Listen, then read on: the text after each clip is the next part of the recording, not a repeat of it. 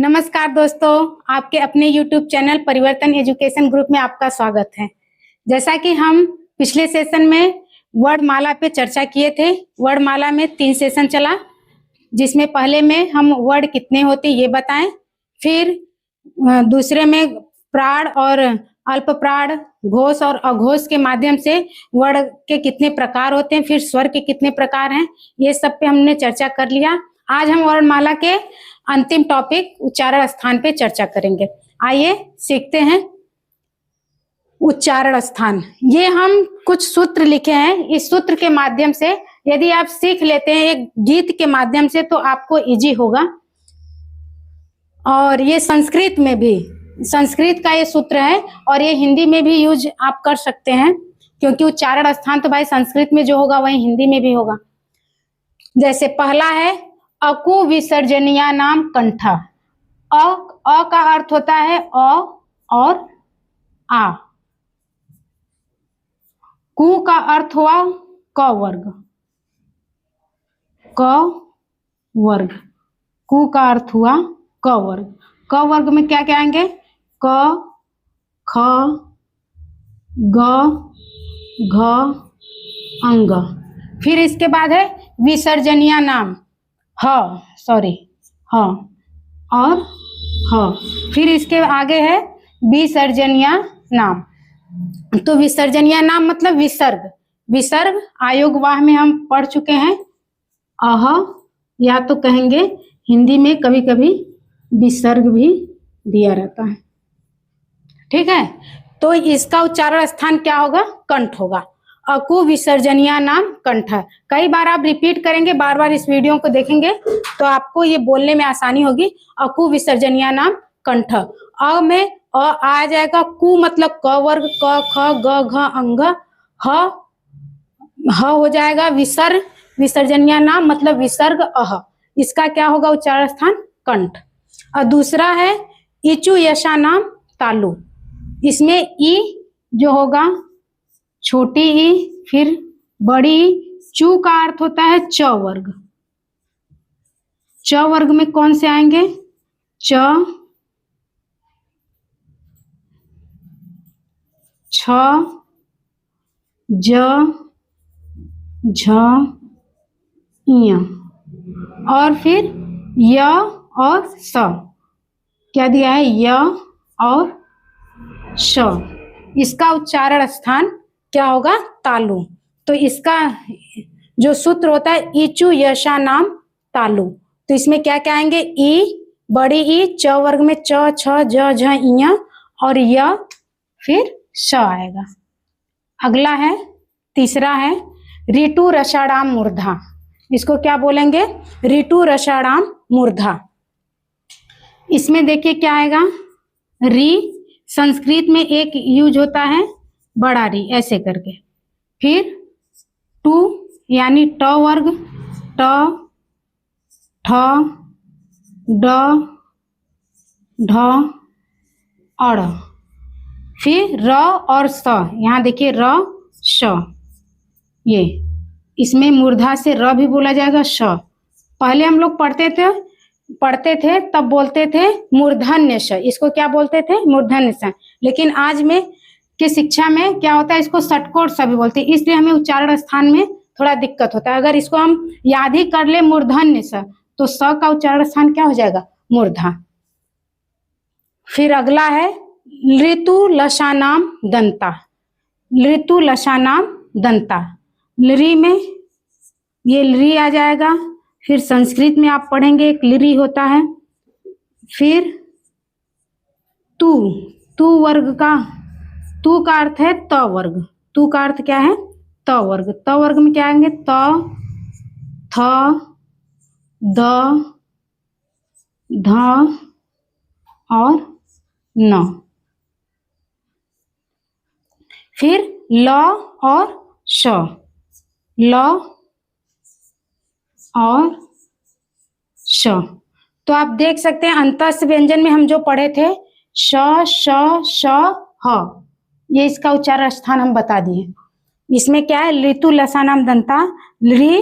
फिर संस्कृत में जो यूज होता है लरी वो है फिर त वर्ग है, त थ द ध न, फिर ल और श, इसका उच्चारण स्थान क्या होगा? दंता। ठीक है, इसके आगे पढ़ेंगे पांचवा, उपु पध्यानीय नाम ओष्ठ। इसको बार बार यदि आपको इतना नहीं आ रहा है तो इतना भी उपु प इतना भी याद कर लेंगे तो भी आप ओष्ठ से ऐसे करके आपको जल्दी याद हो जाएगा। उ में क्या रहेगा? उ का छोटा उ, बड़ा उ, पु माना प वर्ग, प फ ब भ और म। ये क्या होगा? आपका ओष्ठ से होगा। किससे होगा? ओष्ठ से। और एक उसमें संस्कृत में यूज होता है जिह्वा मूली, जो हम बताए थे उपमध्या नाम, उसका भी होता है, लेकिन इसमें हिंदी में नहीं होता, इसलिए हम यहाँ पे नहीं उसको ऐड करेंगे क्योंकि ज्यादा हो जाएगा। फिर अगला है, यहाँ पे छठवा हम देखेंगे, ई मंगल नाम नासिका। नासिका यानी नाक से जो होता है, नाक से। इसमें क्या आएगा? देखिए, हर वर्ग का पांचवा अक्षर दिया, जैसे वर्ग क वर्ग में क्या होगा? अंग पांचवा अक्षर। फिर च वर्ग में य होगा, ट वर्ग में अड़ होगा, और इसमें देखिए ट वर्ग में अड़ और त वर्ग में न है और प वर्ग में म है, तो इनका उच्चारण स्थान क्या होगा? नासिका। तो यहाँ हम लिख दे रहे हैं, जैसे य म अंग और अड़, और एक क्या हो गया? न। इनका उच्चारण स्थान क्या होता है? नाक, नासिका, या इसको हम नाक भी कर सकते हैं। इतना समझ में आया आप लोगों को? सातवां है वकारस्य दंता। मतलब व का उच्चारण स्थान क्या होगा? द, दंत होगा, सॉरी। ठीक है, अब आठवां, ए दैतो कंठ तालु। इसमें देखिए, इसको अच्छे से समझिए, इसमें ए दैतो में आएंगे ए और ऐ, तो इसका देखिए दो उच्चारण स्थान है, कंठ भी है और तालु भी है। तो ए किससे बना है? अ प्लस ई से।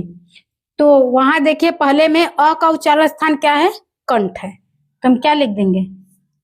अ का उच्चारण स्थान कंठ, और ई का उच्चारण स्थान क्या है? तालु। देखिए ई का उच्चारण स्थान क्या है? तालु, तो ई की जगह क्या लिख दें? तालु। तो ए का उच्चारण स्थान क्या हो जाएगा? कंठ तालु। क्या हो जाएगा? कंठ तालु। ये समझ में आया? फिर ऐ किससे बना है? थोड़ा इसको नीचे लिखते हैं। ऐ, ऐ जो है ए और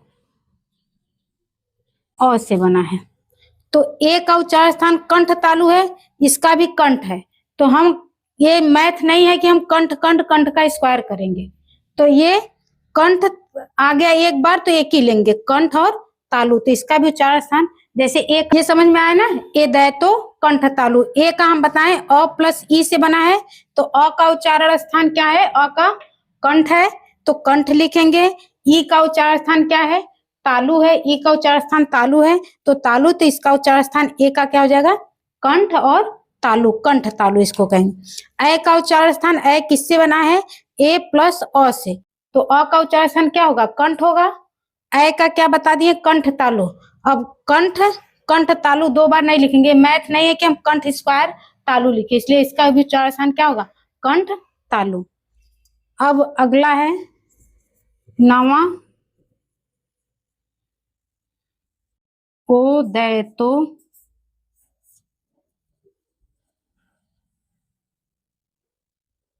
कंठ कंठोष्ठ या कंठ और उष्ठ, या इसको हम लिख सकते हैं कंठ और ओठ।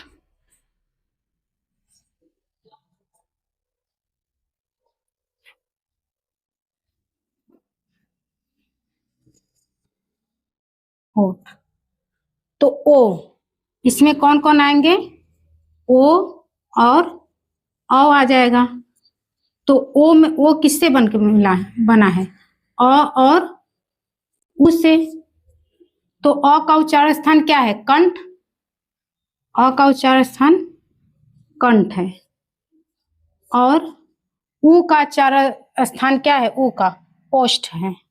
क्या है? ओष्ठ है। तो इसका उच्चारण स्थान क्या हो गया? कंठोष्ठ। ऐसे अ किससे मिलके बना है? अ प्लस ओ से। तो ओ का उच्चारण स्थान कंठोष्ठ है, इसका भी क्या होगा? कंठ होगा। तो यहाँ भी वही मैथ नहीं है कि हम कंठ स्क्वायर ओष्ठ लिखे, तो इसका भी क्या हो जाएगा? कंठोष्ठ। ठीक है, इतना समझ में आया ना आप लोगों को? यहाँ पे हम ये चित्र के माध्यम से, जिसको ये नहीं समझ में आ रहा है, बार बार बोलने में दिक्कत हो रहा है, उसको हम चित्र के माध्यम से भी बता दे रहे हैं। पहले जैसे हम नीचे से लेंगे तो पहले कंठ, फिर क्या आएगा? तालु, फिर मूर्धा, फिर उसके बाद नासिका, फिर दंतमूल या दंत, फिर ओष्ठ। तो कंठ में क्या आएगा? अ आ अह यानी विसर्ग आएगा, ह आएगा और पूरा क वर्ग आएगा। तालु में ई आएगा, य श आएगा, च वर्ग पूरा आएगा। और ये मूर्धा में री आएगा, श आएगा और पूरा ट वर्ग आएगा। नासिका में पंचमाक्षर आएंगे। पंचमाक्षर को ही हम अनुस्वार में कैसे चेंज करते हैं, हम पिछले वीडियो में चर्चा किए हैं। फिर अगला है दंत। दंत में री, फिर ये जो संस्कृत में यूज होता है संधि में, वो फिर त वर्ग ल और श होगा। इसका क्या होगा? दंत। ओष्ठ का क्या होगा? उ उ और प वर्ग। इसमें देखिए फिर ए दैतो कंठ तालु का हम यहाँ बता दिए कैसे हुआ है। ए का कंठ तालु रहेगा, इसलिए कंठ और तालु के बीच में है। और ये ओदैतो कंठ और ओष्ठ के रहेगा। कंठ और ओष्ठ का क्या रहेगा? ओदैतो ओ और औ का कंठोष्ठ रहेगा। यहाँ से ही आप देख लीजिए, या तो इसको आप जोड़ लेंगे, कंठ और ओष्ठ होगा। कंठ और ओष्ठ मिलके किसका हो जाएगा? ओ और औ का। अब देखिए यहाँ जो ये ल श, और यहाँ देख रहे हैं हम वर्त से भी लिखे हैं, ठीक है। तो इसमें ल श र न, अगर ल श आता है तो हम दंत नहीं लगाएंगे। अगर वहां दंत और वर्त दोनों ऑप्शन में है तो हम लगाएंगे वर्त से। पूछेगा ल का उच्चारण स्थान, उसमें दंत, ओष्ठ, वर्त और मूर्धा दे दिया तो हम दंत न लगा के क्या लगाएंगे? वर्त से। इसको आप नोट में लिख लीजिए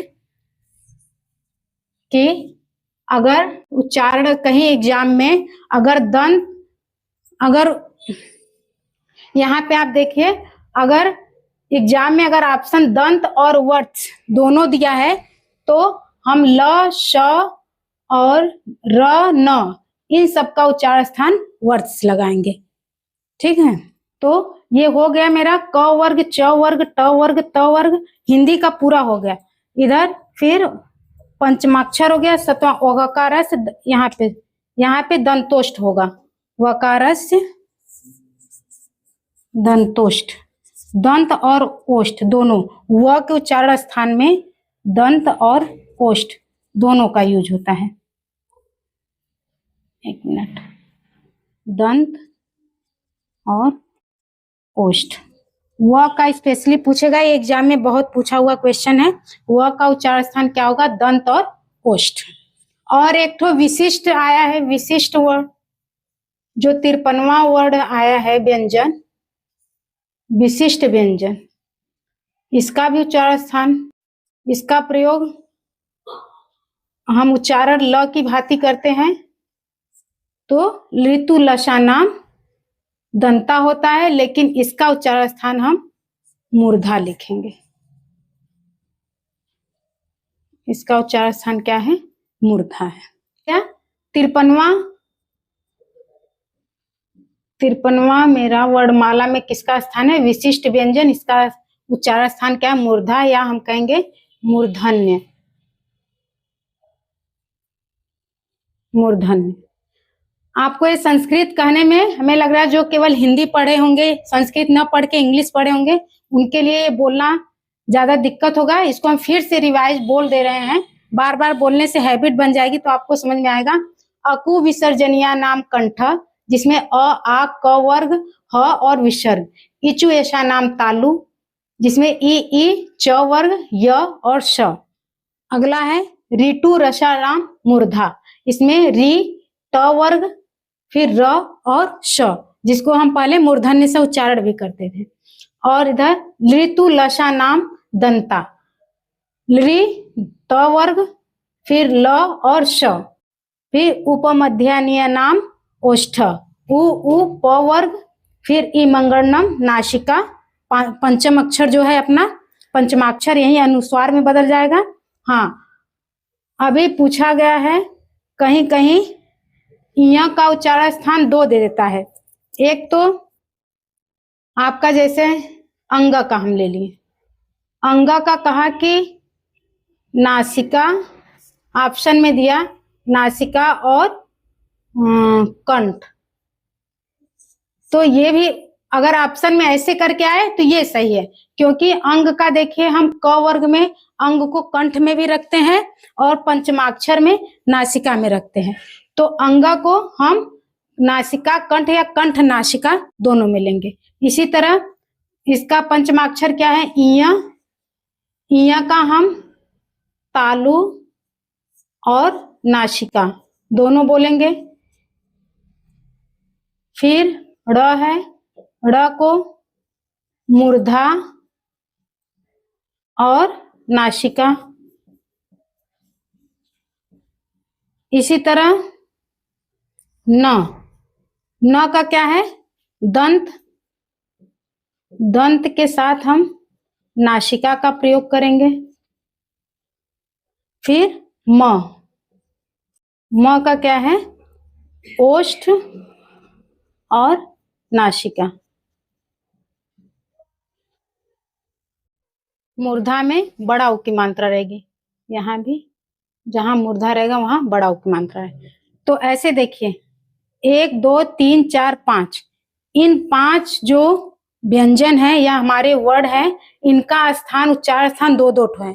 तो पूछता है कि द्विस्थानी, मतलब ऐसे वर्ड का नाम बताए जिसका उच्चारण स्थान व्यंजन में कितने हैं? तो 5 हैं।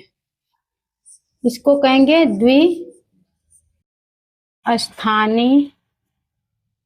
द्विस्थानी वर्ड। इसकी संख्या कितनी है?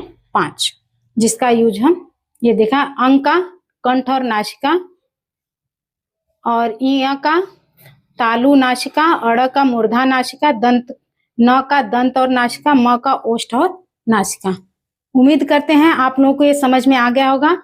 इस अगर सूत्र का प्रयोग करके आप करेंगे तो एग्जाम में जो थोड़ा घबराहट में हम लोग भूल जाते हैं, इससे आप कभी नहीं भूलेंगे। तो इस प्रकार चित्र के माध्यम से भी हम बता दिए हैं, ये आप लोगों को समझ में आ गया होगा। यहाँ पे उदैतो कंठोष्ठ रहेगा, कंठ और होठ भी लिख सकते हैं, या संस्कृत में ओष्ठ, शुद्ध जो है ओष्ठ। तो उम्मीद करते हैं आपको पूरी वीडियो अच्छे से समझ में आ गई होगी। अब यहीं पे हम अपना सेशन समाप्त करते हैं। आप अधिक से अधिक लाइक कीजिए और अपने मित्रों दोस्तों को शेयर भी कीजिए, सब्सक्राइब भी कीजिए। और जहां भी आपको कंफ्यूजन हो कमेंट बॉक्स में आप उसमें क्वेश्चन पूछ लीजिए। अगर उससे भी नहीं तो आप 2-3 बार पहले वीडियो देखिए, फिर ना समझ में आए तो आप कमेंट बॉक्स में क्वेश्चन जरूर पूछिए। धन्यवाद।